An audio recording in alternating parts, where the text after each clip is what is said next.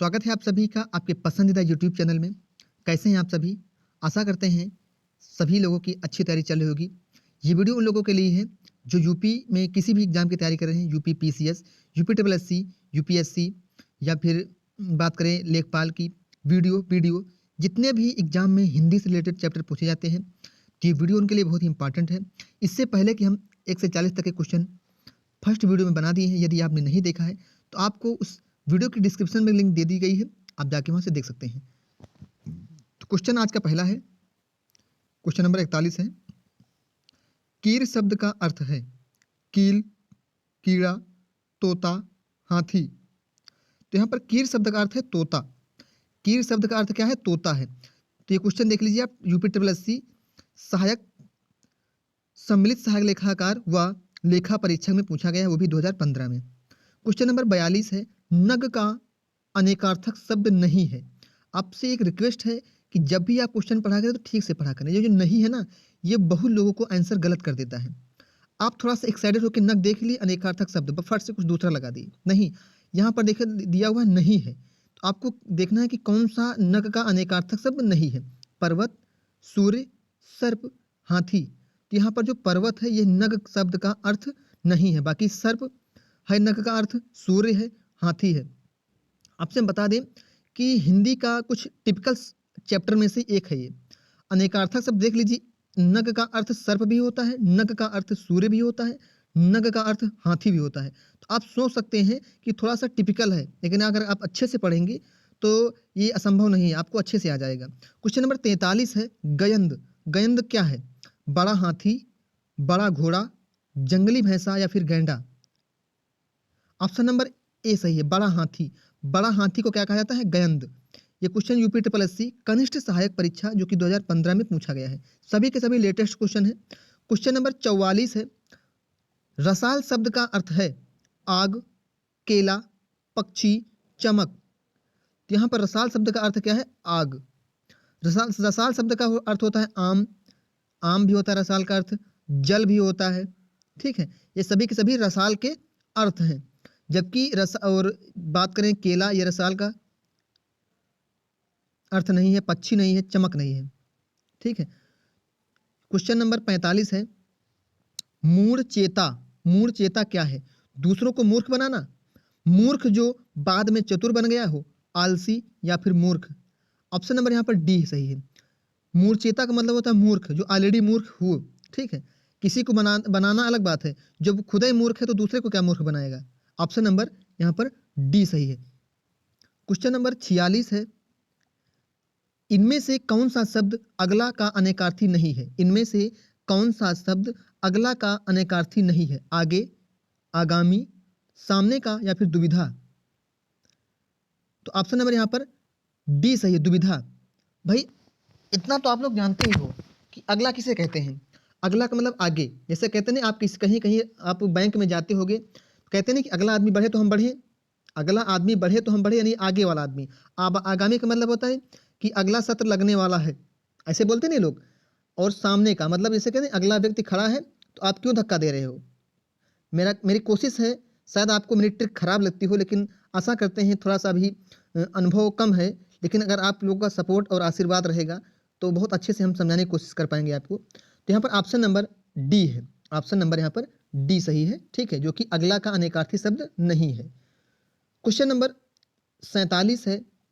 गृह विहीन, बेघर किस शब्द के अनेकार्थी हैं? गृह विहीन, बेघर किस शब्द के अनेकार्थी हैं? अगोरना, अगोचर, अगेह, अगुआ। तो गृह विहीन या बेघर, ये अगेह शब्द के अर्थ है। अगेह मतलब जिसका घर न हो, अगेह मतलब जिसका घर न हो, अगेह, आग लगा हुआ नहीं। और बेघर मतलब होता है, कहते हैं घर से बेघर हो गए, यानी घर से बेघर मतलब होता है जो घर वर था वो भी बिक गया या किसी कारणवश नहीं रहा हमारे पास। गृह विहीन अर्थ के यहाँ पर क्वेश्चन नंबर 47 का ऑप्शन नंबर सी सही है। थोड़ा सा इसमें वर्डों का चयन रहता है, अगर आप अच्छे से नहीं ध्यान दोगे तो आपको गलत हो जाएगा, क्योंकि अगोरना, अगोचर, अगेह, अगुआ में बहुत ज़्यादा अंतर नहीं है। लेकिन अगर आप अच्छे से पढ़ेंगे तो आशा ही नहीं पूर्ण विश्वास है कि आपका आंसर गलत नहीं होगा। क्वेश्चन नंबर 48 है। क्वेश्चन नंबर 48 है। पाप, पातक किस शब्द के अनेकार्थी हैं? पाप, पातक किस शब्द के अनेकार्थी हैं? अग्रिम, अघ, अघट, अचर। तो पाप और पातक ये अघ शब्द के अनेकार्थी हैं। कहते नहीं अघोरी हो क्या? अघोरी मतलब होता नहीं कि हाँ कुछ पाप करते हैं, वो अघोरी बाबा वाले नहीं, वो अलग होते हैं, ठीक है, जो थोड़ा सा दुष्कर्म कर देते हैं या किसी जानवर को मारते हैं। तो बात करें अघ का अर्थ क्या है? पाप पातक। और अग्रिम अघट ये सभी नहीं, यानी ऑप्शन नंबर यहाँ पर आपका बी सही है। क्वेश्चन नंबर 49 है, भंवरा, कोयल, सखी किस शब्द के अनेकार्थी हैं? अली, अंत, अनंता, आकार। यहाँ पर ये तो आंसर सभी को पता होगा। अली मीन्स भंवरा होता है, अली मीन्स भंवरा होता है, जो कि भंवरा, कोयल, सखी, अली ये सभी सभी एक दूसरे के अनेकार्थी शब्द हैं। तो यहाँ पर ऑप्शन नंबर ए सही है।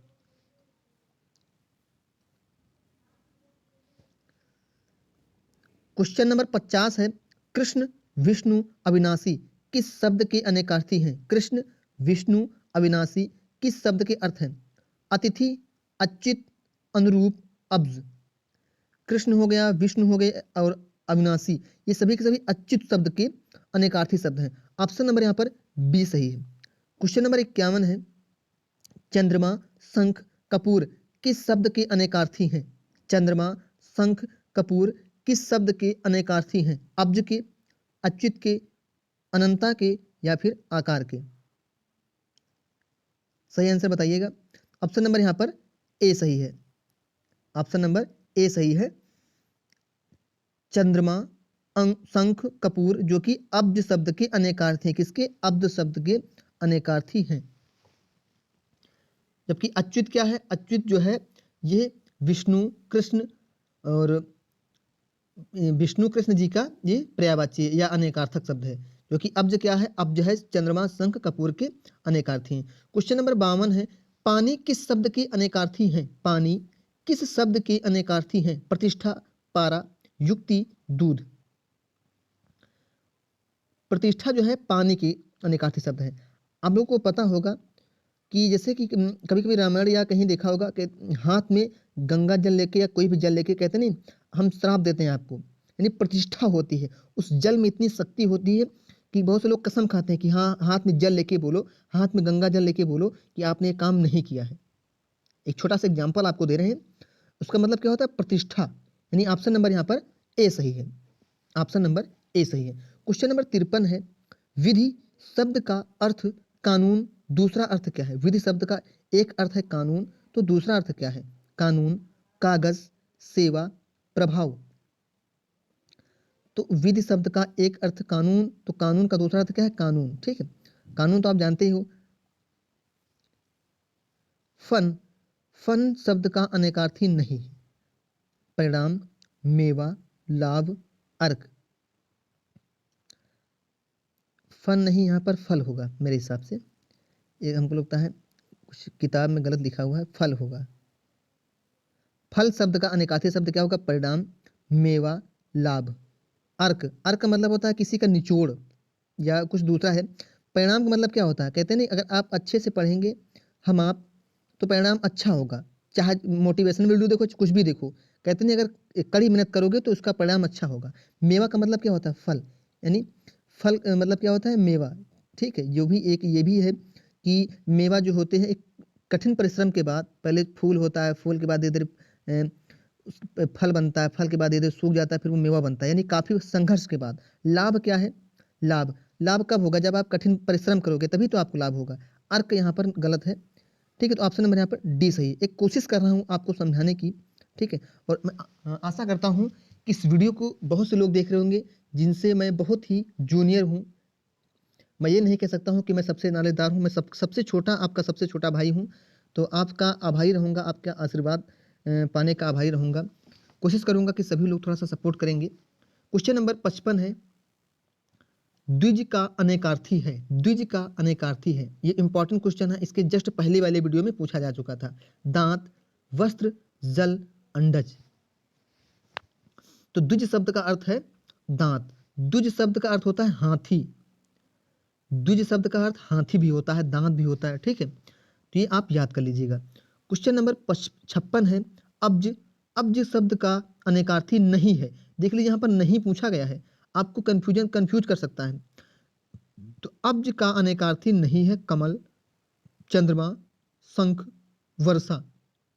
तो अब्ज का अनेकार्थी वर्षा नहीं है। बाकी कमल बात की जाए, अब्ज का अनेकार्थक शब्द है कमल, अब्ज का अनेकार्थक शब्द है चंद्रमा, अब्ज का अनेकार्थक शब्द है शंख, लेकिन वर्षा नहीं है, यानी ऑप्शन नंबर यहाँ पर डी सही है। क्वेश्चन नंबर 57 है, खर शब्द का या खर का अनेकार्थी है गधा, प्राणी, नदी, कमल। ऑप्शन नंबर यहाँ पर ए सही है। खर का अनेकार्थी शब्द क्या है? गधा। क्वेश्चन नंबर 58 है, गो। गो का अनेकार्थी शब्द है इंद्रिय, काढ़ा, बाज, पक्षी। तो गो का यहाँ पर अर्थ है इंद्रिय। गो का अर्थ क्या है? इंद्रिय। तो ऑप्शन नंबर यहाँ पर ए सही है।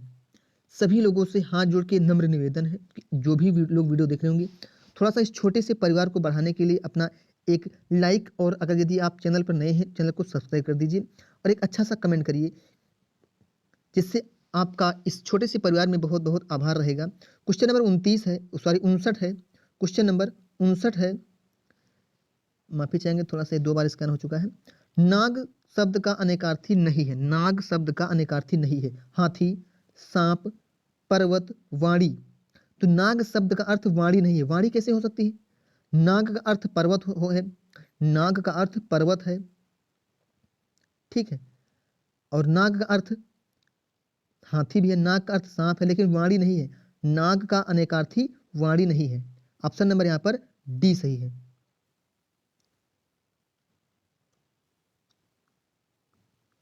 क्वेश्चन नंबर 60 है, सारंग का अनेकार्थी है, सारंग का अनेकार्थी है जल, सिंह, घना, सत्व। तो सारंग का अनेकार्थी शब्द क्या है? Singh.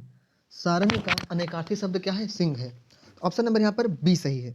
Okay friends, question number 61 है, जो कि क्वेश्चन क्या है? रस का अनेकार्थी नहीं है। रस का अनेकार्थी नहीं है अर्क, ठप, सत्व, बादल।